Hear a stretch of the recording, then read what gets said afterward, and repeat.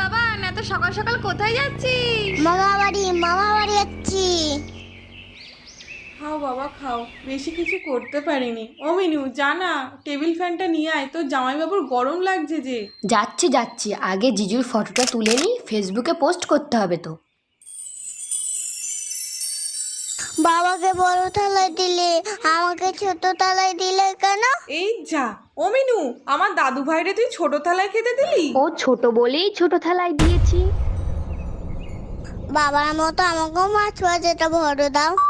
আগে ওটা খেয়ে শেষ কর, তারপরে বড় মাছ দেবো। এই শুনছো, জামাই তো এখানেই বসে আছে, গিফটটা তাহলে এখানেই দিয়ে দাও। আমিও তো এখানে বসে রয়েছি, আমাকেও গিফট দাও। তাহলে তুই বিয়ে কর, তোর শ্বশুর বাড়ি থেকে অনেক গিফট পাবি। বিয়ে? ঠিক আছে, তাহলে আমি কালকে বিয়ে করবো। তাহলে আমি অনেক গিফট পাবো তো।